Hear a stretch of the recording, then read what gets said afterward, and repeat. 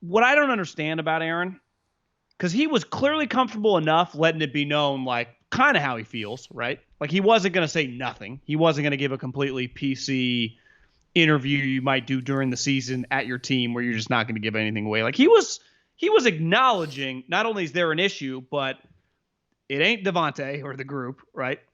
Gave Jordan Love said specifically, likes the kid, right? It's not his deal. The coaching staff, which LaFleur is going to fall under that umbrella in that group, basically like Gutekunst and Murphy, you guys run a terrible culture. So he kind of called them, like, to me, Aaron, once you're going to talk shit, and we'll get into Koepka here in a second. What I respect about Brooks is it was pretty clear, right? Like he wasn't hiding anything. If you're going to talk shit, you can't really do it halfway. Just blast him. Like, what's the difference of what he did? And instead of just going, yeah, I just do not like the general manager and the president of the team. Like, would that have been that much more explosive than ultimately what he did? Because he kind of did it anyway. I do think it would have been more explosive. Like, I don't think you can half-ass when you're putting someone on blast, and that's what he did. But that's how, I heard Russillo call it, he talked like he was doing an Instagram post, where it's like, it's just like kind of nebulous, so it's not exactly clear who or what, and you leave yourself deniability. What he didn't say spoke volumes, right, in terms of who he didn't name, so you're right, I agree with you. I do think it would have been explosive if he had said, I don't have, if he said, I don't respect the GM, that would have been really explosive. But if he had just said it simply, I can't work with the management there. I think our relationship has been irreparably broken, and I'm just not willing to go back to Green Bay. If he had said that, I do think that would have been significantly larger. I mean, just think about Julio, like, kind of like, I'm out of here. Like, I'm not going back. And it's what everybody knew, and it just made the story 10 times bigger. If Aaron had said that with he didn't officially say I'm out, right? No. Kenny said, so are you demanding a trade? And he just started talking about what Curly Lambeau and like people and Farvey. So, I think he's walking this he's trying to, it might be that he doesn't want to be in Green Bay anymore, period. Not doesn't want to be in Green Bay because of management. He might just not want to be in Green Bay and can't say that. To me, if it's not that, and we saw it with Julio, I think the fastest way to get traded, if he really wants to be traded, it seems like that's what he wants, the fastest way to get traded is to say, Brian Gutekunst and I just can't coexist. And I think it's just time for me to move on. Like, you say it that way, straight up. Now, the follow-up question is, Aaron, why can't you guys coexist? And like I was texting you earlier, the problem is sometimes things that are real issues internally in a particular relationship, if you say them out loud to people who don't understand the dynamic, it can sound stupid. I used an example with you just in our radio history. We had some run-ins with management, and some of them I could tell the story in 2 minutes and it'd be crystal clear. Everybody would go, yeah, okay, I see that. But there's a few of them that if I told the story, it'd be like, you guys are children. We'd be like, yeah, maybe, but it wasn't just like we wouldn't look good necessarily. And so I do wonder if there are some things here with Aaron where is Aaron's main beef they didn't call him before they drafted Jordan Love? Because if that's the case, you'd go, okay, I do think Aaron deserved that respect. But can he say that out loud and look like the good guy? I don't think so. Well, here's one issue. Our radio example. Even if we did really give the nitty-gritty of a certain situation, well, we're making 90 grand or whatever. Now, granted, we're just doing a 2-hour show. So for people are like, damn, you gonna pay that to just do a 2-hour show? No, there's more to it, right? You got to watch. No, but you can do other jobs as well. But the point is, we weren't multimillionaires. When you are like Dan Patrick or Colin Cowherd, for example, their complaints, if they wanted to complain about the same thing we complained at, it's harder when you're making $8, $9, $10 million. Like, we were relatable wages. Rodgers, and I'm just using Dan or Colin, is making triple, quadruple what those guys are making. Who can relate to a guy having issues with his boss, kinda like Rodgers doesn't answer to Gutekunst, right? I mean, it's technically it's right. Weird. Aaron makes $37 million a year. So when you make that type money, like so much more money than even like, if you're in the top 1%, if you make like 500 grand. So Rodgers makes 500 grand. He makes like 37. He'd make a couple $1 million a game. Who can relate to the money? And I think when you get super rich, having known a couple people that aren't that rich but are rich, I think they have a hard time. Like why you have a small circle is because like any human, like us normal people, if you make just normal wages, right? Normal living, 50 grand, 100 grand, 200 grand, whatever, you can still relate to a lot of people. When you start making $5 million, $20 million, 37 a year, when you factor in State Farm, Aaron might be what if I said he makes $50 million a year for the last 5 years, like would you, if I told you he actually makes more, is that believable? Yeah, it is believable. And so if he's you're really talking about true wealth, who knows where he's got his money invested and other things, right? So he's at a level with money that is so far, like such a small percentage, but your complaints typically revolve kind of around money, right? It's like, well, the contract, it's hard for him to complain and not give off the, I'm kind of this hippie lib, he wants to have it both ways, and it's a hard spot to be in because his whole vibe is like, I'm kind of like Kenny, right? That's his whole thing. I'm like this intellectual Kenny Mayne. Oh. Like they're on the same, they're like similar vibes, like just chilling. Well, his vibe in the interview was. Yeah, I mean, look at his hair. But my point is, he can't then come off like he's, some Steve Jobs, right? It's a hard spot for him to be in. I think he's lost in no man's land when you factor in his money. If I'm complaining and I'm just working a normal job at 50 grand, I can start airing out everyone, and most people that are going to be listening, even if you make way more than that, are going to be able to relate to some of it. It's hard, I think, when you make huge money. No one wants to hear your problems. Yeah. Especially if it's like, I just wanted a text from Guda. Like, it could be something pretty stupid. It could be stupid, but it also goes to show 50 million or 50,000, like there are some basic human emotions that everybody has regardless of how much money they have in the bank. And I think one thing it's clear from him, one thing he did say, like they wanted to move on from me, and then I threw a wrench in the whole thing by playing like an MVP.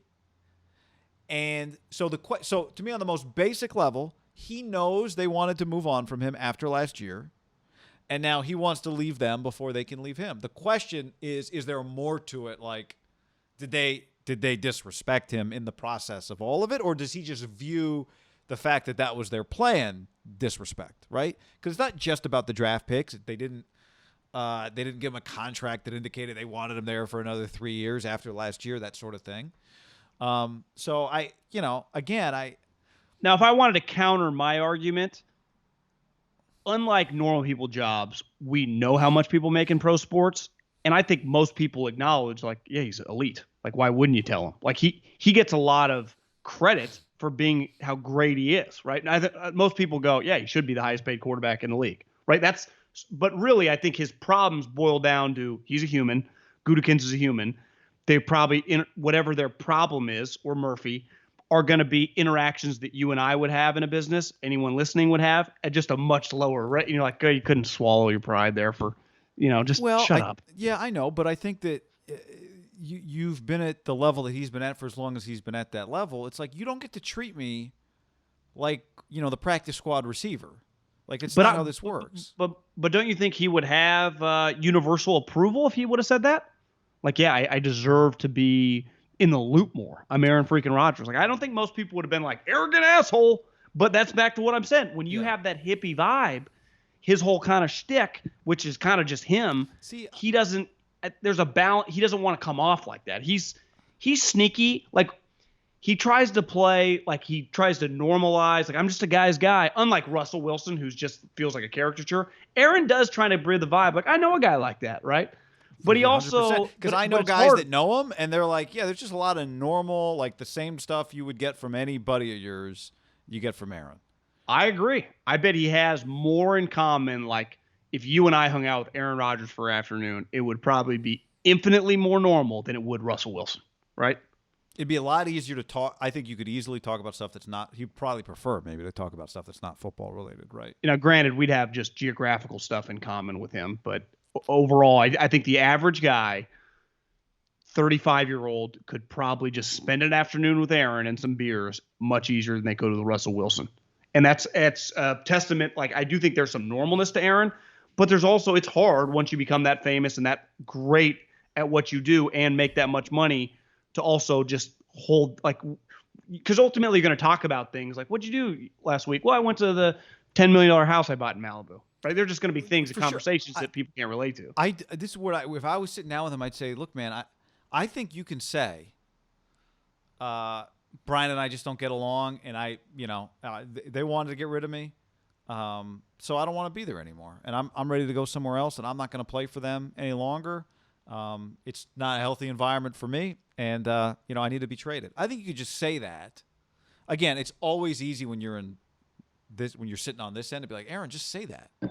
It's a lot easier to say you should just say that than it is to actually say it when you're in that person's position. But his teammates too, I think he likes a lot of the guy, right? You don't want to. There's a balance, like. Well, but you would like to go back to what we talked about when Dilfer was on Russillo's podcast a few weeks ago. Like identifying that it's the GM that you don't want to be a part, you don't want to work with anymore, gets you off the hook from making it about making your teammates look bad. Like you're not saying I can't win with these guys. You're just saying I don't want to work with that guy. And then it's not about Devontae or anybody else. John Kuhn, is he still on the team or did he retire? I think he retired. AJ Hawk smoking his AJ Hawk smoking a cigar on YouTube in his library with a not great Zoom connection. He's clearly tight with Rodgers because he went with him to the Kentucky Derby. Oh yeah. I mean, they're probably similar age, right? I mean, Devontae is probably one of his closer younger teammates, and a big part of it is, of course, they are. Bottom line, not saying what he didn't say extends this thing, and I think to some degree he enjoys that. He enjoys making them squirm, and by not making it definitive, he just drags this thing out and makes them squirm, and eventually knows they're going to have to answer some questions. Now, Gutekunst, the first time he talked, handled it well, but LaFleur talked today. Did Jordan Love? Was Jordan Love 2 of 2 in team drills today? What did he do? Yeah, I saw a tweet that LaFleur said he looked good. Okay. Honestly, it's Rodgers. That would throw another wrench into this whole thing. It's like, oh, actually, Jordan Love's ready to roll. Like, he is the MVP of the league. He does not need to go to OTAs. It is a pretty easy one for LaFleur. Just give him all the reps, right? Yeah. Jordan Love just gets all the need. Like, Aaron does not need the reps. Do you think he shows up at training camp, though? No. Then that becomes a pretty explosive story. Do you? Because or do you feel like then it's like you become the bad guy if you don't show up? I don't. I honestly, it'd be a coin flip, 50-50. I'd believe either one. He's really not going to show up like that. If he doesn't show up to Packers training camp, this story gets pretty explosive. Because what is he just going to show up in week 2 if they don't trade him, or is it like I'm not going to play anymore? Like what's your end game? That's a great question. I think the end game might just be, all right, I work for you guys, but just for the record, I'm showing up at 6:59 for 7 o'clock work. Maybe that's his end game. Yeah, but that then gets a hard position in his spot when you're the quarterback. I know. Because again, if he really wants to get traded, put more pressure on right now by saying I can't work for Brian Gutekunst. That's what I'm saying though, guy. Like he had the opportunity to just. He could have said something that wasn't that explosive. That just this is, it's not fixable. Like it's over. And he kind of, and I don't blame him. He is part of, a top 10 sports brand, right? The Green Bay Packers. You could factor in some international team. Like it is a massive brand in this country. It's probably a top 5 brand in America, right? If you just went Yankees, Lakers, Cowboys, like the Packers are up there high. And he's known as a legend, and really he's kind of known as this guy was actually better than Brett, who we love the most. And I don't think he wants to ruin the relationship. It's like he wants to break up with his girlfriend, but he's not breaking up with his girlfriend because he doesn't really like her. It's like he does like her, and he still wants to use her parents season tickets. Yeah, and he still wants to have a good relationship with Country her, club but he doesn't want to. He doesn't want to live with her anymore. But it's not that easy. It's like, well, start packing your shit and see how it goes. Can your dad get me on at La Jolla? Yeah. Can you place a call? I'm gonna be in the Georgia area. I know he's got a friend there at Augusta. You work for Marriott. Would you mind getting me? I'm flying to Hawaii with just a couple friends. Could you get me a hotel? A little discount? Can I use the jet?